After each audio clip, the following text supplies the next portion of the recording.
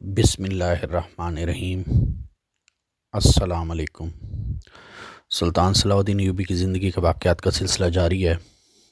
آج کے واقعے میں آپ کو بتائیں گے کس طرح مصر میں ایوبی کے خلاف بغاوت کا بازار گرم ہوا، اور ہم تو صرف ہندوستان کے میر جعفر میر صادق کو جانتے ہیں، لیکن کس طرح ایوبی کا جو خزانے کا انچارج تھا اس نے کس طرح بغاوت کی، اور اس نے کس طرح ایوبی کے خلاف سازش کی۔ مورخین لکھتے ہیں مصر سے صلاح الدین ایوبی جب فلسطین کی طرف گیا تو اس کی غیر حاضری سے وہاں مخالفین نے اپنی سرگرمیاں بڑھا دیں، اور ایسی صورتحال پیدا ہوگی کہ کوئی معجزہ ہی سنبھال سکتا تھا۔ ایک سازش تھی کہ فاطمی خلافت کی معزولی اور تقریب کا گرفتاری کے بعد بظاہر تو دب گئی تھی، لیکن اس کی پشت پہ صلیبی موجود تھے، اور وہ مسلمان جن پہ سلطان ایوبی کو بھروسہ تھا۔ صلیبیوں نے یہودی لڑکیاں حاصل کر لی تھیں جو عرب اور مصر کی زبان بڑی تیزی سے بولتی تھیں۔ مصر کی انتظامیہ کے بہت سارے لوگوں کو انہوں نے، جن میں قومی وقار جذبہ ختم ہو گیا تھا، ان کے حرموں میں داخل کر دیا تھا۔ اعلیٰ کاربران میں فاطمیوں نے داعش مندی کا ثبوت دیا۔ انہوں نے حسن بن صبا کے شین کی خدمات بھی حاصل کر لیں۔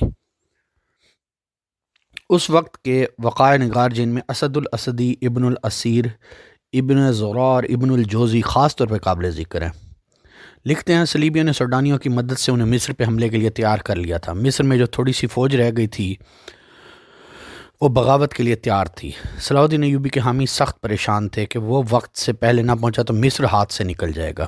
ان وقائع نگاروں اور دو اور گمنام کاتبوں کی کچھ ایسی تحریریں جو شائع نہیں ہوئی تھیں، ان کی کہانیوں کی کڑی ملائیں تو ان میں قاہرہ کے ماہر مالیات کے بڑے ناظم خضر الحیات کا ذکر ملتا ہے۔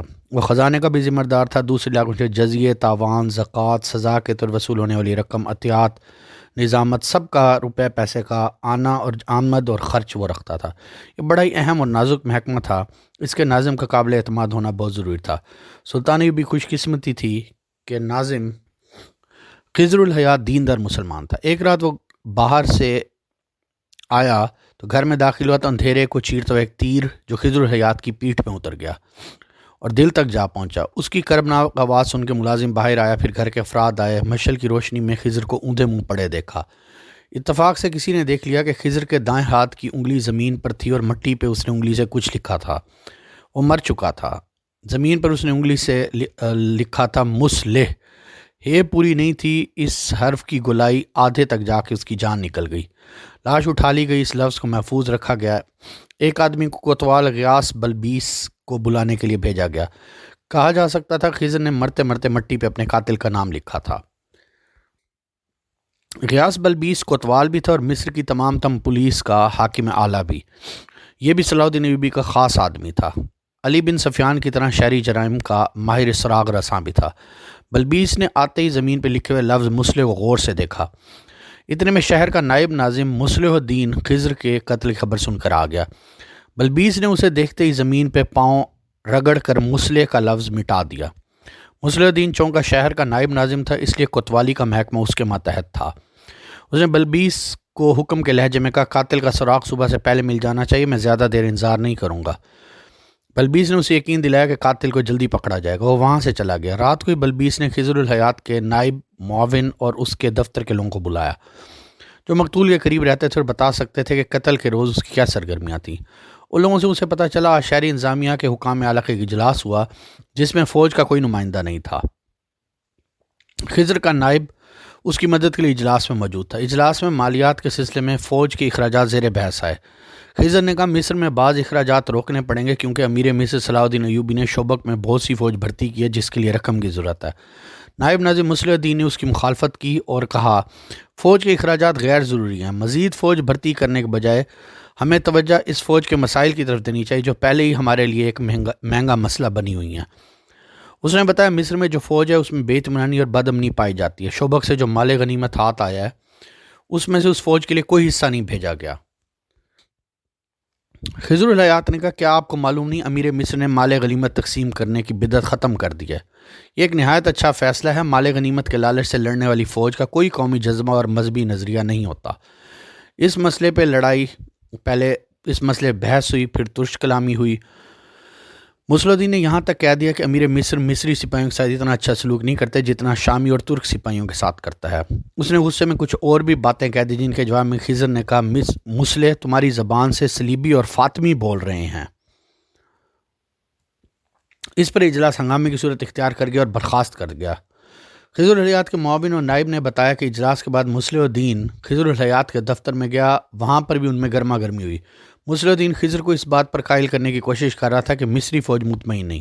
اس نے پھر وہی باتیں دہرائیں جو اس نے اجلاس میں کہی تھیں۔ خضر الحیات نے کہا اگر ایسا ہی ہے تو میں یہ مسئلہ تمہاری طرف سے امیر مصر کے آگے رکھ دوں گا، میں ضرور لکھوں گا تم نے اجلاس میں شریک تمام شرکاء کو یہ باور کرانے کی کوشش کی تھی کہ امیر مصر ایوبی فوج میں امتیازی سلوک کر رہا ہے، اور میں یہ بھی لکھوں گا تم نے ہمیں یقین دلانے کی کوشش کی ہے صلاح الدین ایوبی نے شعبہ کا مال غنیمت شامی اور ترکیوں میں تقسیم کر دیا، اور میں یہ رائے ضرور دوں گا تم نے جو الزامات عائد کیے انہیں سچا ثابت کرنے کی بھی کوشش کی ہے، اور فوج میں جو افواہیں دشمن پھیلا رہا ہے ان کے متعلق تم نے کہا ہے یہ افواہیں نہیں بلکہ سچ ہے۔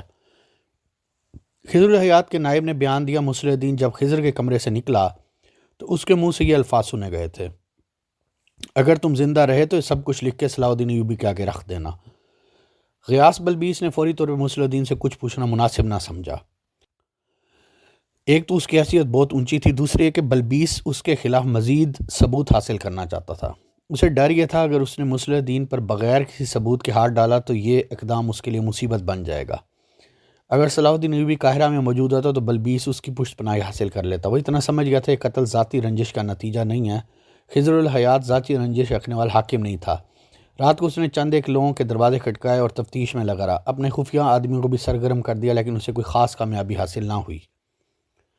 بعد کی اشاعتوں اور واقعات سے جو واردات سامنے آئی وہ کچھ اس طرح بنتی ہے کہ قتل کی رات سے اگلی رات مسلح الدین اپنے گھر گیا تو پہلی بیوی نے اسے کمرے میں بلایا۔ اس نے 20 اشرفیاں مسلح الدین کے آگے کرتے ہوئے کہا خضر الحیات کا قاتل یہ 20 اشرفیاں واپس کر گیا ہے، اور کہہ کے گیا تم نے 50 اشرفیاں اور سونے کے 2 ٹکڑے کہے تھے، میں نے تمہارا کام کر دیا، تم نے صرف 20 اشرفیاں بھیجی ہیں، یہ میں تمہاری بیوی کو واپس دے کے چلا گیا ہوں، تم نے مجھے دھوکہ دیا ہے، اب 100 اشرفیاں اور سونے کے 2 ٹکڑے لوں گا، اگر 2 دن تک مال نہ پہنچا تو ویسا ہی تیر جو خضر کے دل میں اترا ہے تمہارے بھی دل میں اتر جائے گا۔ مسلح الدین کا رنگ اڑ گیا، سنبھل کر بولا تم کیا کہہ رہی ہو؟ کون تھا وہ؟ میں نے کسی خضر الحیات کے قتل کے لیے کسی کو رقم نہیں دی۔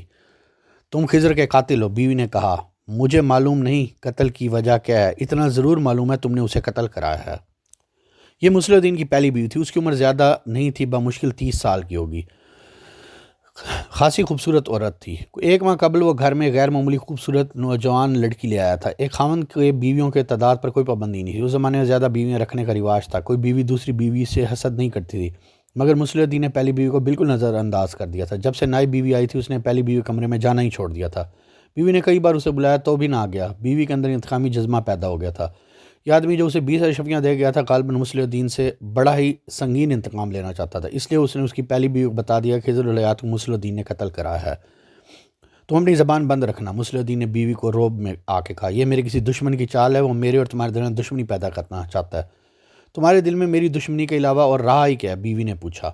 میرے دل میں تمہارے والی پہلے روز والی محبت ہے، مسلح الدین نے کہا۔ کیا تم اس آدمی کو پہچانتی ہو؟ اس نے چہرے پہ نقاب ڈال رکھا تھا، بیوی نے کہا مگر تمہارا نقاب اتر گیا ہے، میں نے تمہیں پہچان لیا۔ مسلح الدین نے کچھ کہنے کی کوشش کی، بیوی نے اسے بولنا دیا۔ اس نے کہا مجھے شک ہے تم نے بیت المال کی رقم ہضم کی ہے جس کا علم خضر الحیات کو ہو گیا تھا، تم نے کرایا کہ قاتل سے اسے راستے ہٹایا، مجھ پہ جھوٹے الزام نہ لگا، مجھے رقم ہضم کرنے کی کیا ضرورت ہے؟ تمہیں نہیں، اس فرنگن کو رقم کی ضرورت ہے جس سے تم نے نکاح کے بغیر رکھا ہوا ہے، بیوی نے جل کر کہا۔ تمہیں شراب کے لیے رقم کی ضرورت ہے، یہ الزام جھوٹا ہے تو بتاؤ 4 گھوڑوں کی بگھی کہاں سے آئی؟ گھر میں آئے دن ناچنے والیاں جو آتی ہیں وہ کیا مفت آتی ہیں؟ شراب کی جو دعوتیں ہوتی ہیں ان کے لیے رقم کہاں سے آتی ہے؟ خدا کے لیے چپ ہو جاؤ، مسلح الدین نے غصے سے اور پیار سے کہا۔ مجھے معلوم کرنے دو وہ آدمی کون تھا، یہ خطرناک چال چل گیا، اصل حقیقت تمہارے سامنے آ جائے گی، میں اب چپ نہیں رہ سکوں گی۔ بیوی نے کہا تم نے میرا سینہ انتقام سے بھر دیا ہے، میں سارے مصر کو بتاؤں گی کہ میرا خامند قاتل ہے، ایک مومن کا قاتل ہے، تم میری محبت کے قاتل ہو، میں اس قتل کا انتقام لوں گی۔ مسلح الدین منت سماجت کر کے اسے چپ کرانے لگا اور قائل کر لیا وہ صرف 2 روز چپ رہے تاکہ وہ اس آدمی کو تلاش کر کے ثابت کر سکے وہ قاتل وہ نہیں ہے۔ اس نے بیوی کو یہ بھی بتایا غیاث بلبیس نے کچھ لوگوں کو پکڑا ہے اور ان کی تفتیش کر رہا ہے، قاتل بہت جلد پکڑا جائے گا۔ تو کیا اس کی بیوی زندہ رہی یا مسلح الدین نے اس کو بھی قتل کروا دیا، اور جو سازش امیر مصر ایوبی کے خلاف تھی وہ کامیاب ہو گئی؟ فلسطین کو فتح کرتے کرتے مصر اس کے ہاتھ سے نکل گیا۔ آنے والے حصے میں بتایا جائے گا۔